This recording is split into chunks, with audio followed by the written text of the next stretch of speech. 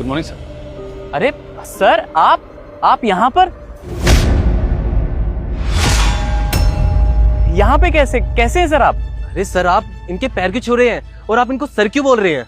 अरे नहीं हर्ष, ये कोई सिक्योरिटी गार्ड नहीं है। अरे ये मेरे टीचर है, मुझे पहले पढ़ाया करते थे। अरे नहीं तुषार, ये 2 कौड़ी का सिक्योरिटी गार्ड तुम्हारा टीचर कैसे हो सकता है? जरूर तुम्हें कोई गलतफहमी हुई है। इसकी ना तुम्हारे किसी टीचर से शक्ल मैच हो रही होगी। अरे नहीं साक्षी, ऐसी कोई बात नहीं है। अरे ये टीचर है मेरे, ये पहले मुझे पढ़ाया करते थे। तुम लोग इनको नहीं जानते। मैं अपने टीचर से पहले बात कर लूं, उसके बाद मैं तुम दोनों को सब सच बताऊंगा, ठीक है? अभी मेरे को अपने टीचर से बात करने दो। अरे सर, मैं तुषार, आपका स्टूडेंट, याद है आप मुझे पढ़ाया करते थे? अरे आपने अभी भी नहीं पहचाना मुझे? कैसे याद दिलाओ सर आपको? सर एक बार याद कीजिए, जब आप मुझे पढ़ा रहे थे, पूरी क्लास को पढ़ा रहे थे, तो मैं सबसे पीछे बैठा हुआ था, पीछे वाले बेंच पे, और मैं काफी उदास भी था उस टाइम पे। तो आप मेरे पास आए थे, मुझे नोटिस किया था आपने, और आपने मुझसे पूछा भी था कि तुषार बेटा क्या हो गया, तुम इतने उदास क्यों और तुम पढ़ाई में ध्यान क्यों नहीं दे रहे? तब मैंने आपको बताया था सर कि मेरी मम्मी अभी बहुत परेशान चल रही है, क्योंकि पापा की तबीयत खराब हो गई और वो एक्सपायर भी हो गए। अब जैसे ही वो एक्सपायर हुए, उसके बाद समझ ही नहीं आ रहा था कि हमारे घर का खर्चा कैसे चलेगा, क्योंकि मम्मी भी हाउसवाइफ थी और मेरी भी पढ़ाई चल रही है। तो सर आपने ही मुझसे बोला था ना कि बेटा इसमें घबराने की कोई बात नहीं है, अभी मैं हूं ना, मैं तेरा टीचर हूं, मैं तुझे पढ़ाऊंगा और तेरे को फीस देने की भी जरूरत नहीं है, और तो और मैं तेरे को ट्यूशन भी फ्री में पढ़ाऊंगा। आपने मुझे बोला था कि बस तू अपनी पढ़ाई पे ध्यान दे और किसी चीज की टेंशन मत ले। अब तो याद कीजिए सर। हाँ, याद आया, मैंने तो तुम्हें पढ़ाया था। अरे तुषार बेटा, कैसे हो तुम तो इतने बड़े हो गए, इतने से थे इसलिए मैं पहचान ही नहीं पाया तुम्हें। सर मैं तो काफी अच्छा हूँ, ठीक हूँ मैं, लेकिन मुझे ये समझ नहीं आ रहा कि आप यहाँ पे क्या कर रहे हैं, और वो भी ये सिक्योरिटी गार्ड की ड्रेस में। आपका बैकग्राउंड तो काफी अच्छा था ना, आपका तो बिजनेस भी था, इंस्टीट्यूट भी चला रहे थे, और आपका तो एक बेटा भी था ना जो आई थिंक अमेरिका गया था, वेल सेटल्ड है। तो सर इतना अच्छा बैकग्राउंड होने के बावजूद भी आप इस हालत में सिक्योरिटी गार्ड, मेरे को कुछ समझ नहीं आ रहा सर। सब ठीक तो है ना? बेटा क्या बताऊं तुम्हें, अपनों ने ही धोखा दे दिया। सर आप प्लीज मुझे बताइए ना, कोई प्रॉब्लम तो नहीं हुई? सब ठीक तो है? अरे बेटा, तुम तो जानते हो कि मेरा अच्छा खासा बिजनेस था, बहुत अच्छा काम चल रहा था मेरा। मेरे बेटे ने एक जिद पकड़ रखी थी कि मुझे विदेश में जाके पढ़ाई करनी है। उसने बहुत जिद करी कि मुझे अमेरिका जाना ही जाना है, मुझे पढ़ाई करनी ही करनी है वहां जाके। बेटा अब तुम भी जानते हो कि बाहर विदेश में पढ़ाई करने के लिए कितना पैसा लगता है। इस वजह से मैंने सोचा कि चलो कोई बात नहीं, मैं अपना मकान बेच देता हूँ। मैंने अपना मकान बेच दिया कि चलो दुकान है, दुकान से काम करके फिर मकान बना लेंगे, बेटा पढ़ लिख जाएगा तो वो मकान बन जाएगा, दोबारा से हम वही खुशहाल ज़िंदगी जी लेंगे, बल्कि और भी अच्छी ज़िंदगी हो जाएगी। लेकिन बेटा वहाँ वो पढ़ लिख तो लिया, उसके बाद उसको अच्छी नौकरी भी मिल गई, लेकिन 2 से 3 साल तक जब वो आया नहीं तो उसकी माँ को बहुत ही गहरा सदमा लगा, वो बीमार रहने लगी। मैंने बहुत मेहनत करी कि बेटा तेरी नौकरी लग गई है, तेरी पढ़ाई पूरी हो गई है, इंडिया वापस आ जा। लेकिन नहीं बेटा, उसके वहाँ रहने के चक्कर में मेरी दुकान भी गिरवी रखी गई।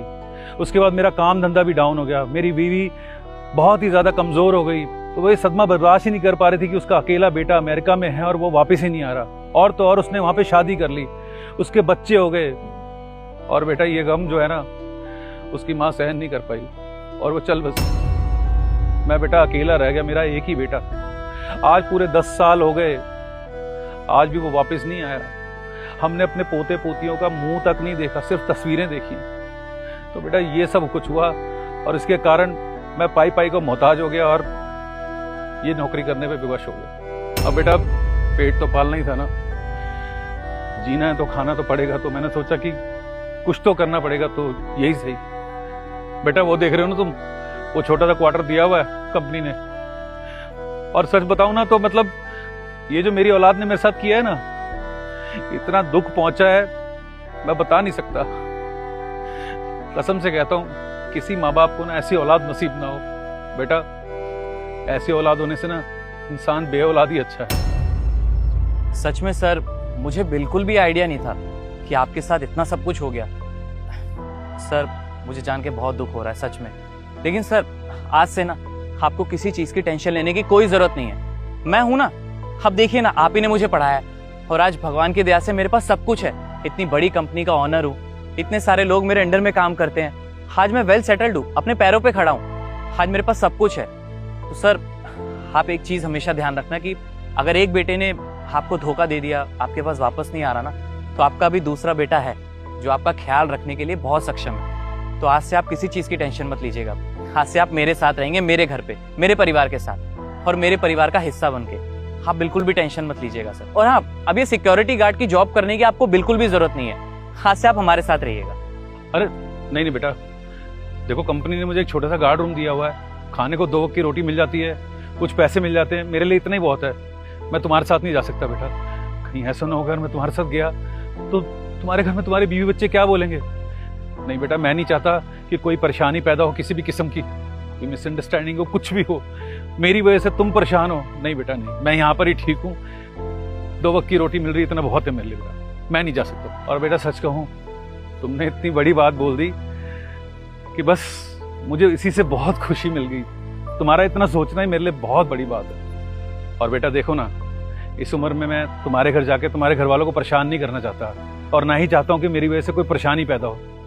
बेटा 4 दिन की जिंदगी है, 2 वक्त की रोटी मिल जाती है, बस मेरे लिए इतना ही काफी है। सर आप कैसी बात कर रहे हो?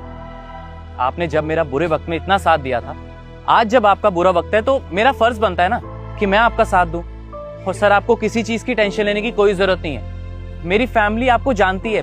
साक्षी, जिन सर के बारे में मैंने तुम्हें पहले बताया था ना, ये वही सर है। और सर यही मेरी वाइफ है साक्षी।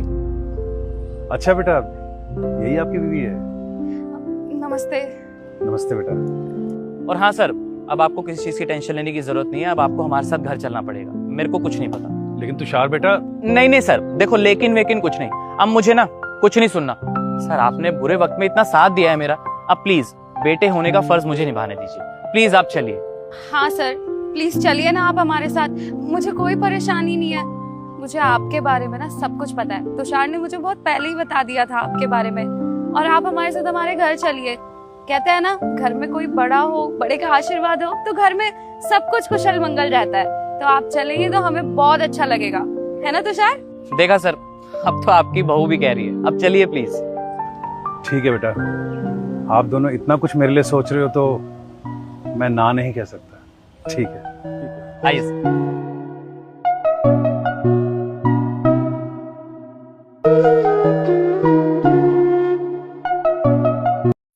20 महीने के प्यार की खातिर 20 साल से पाल पोस कर प्यार देने वाले माँ बाप को दुख पहुंचाना ये अच्छी बात नहीं हो।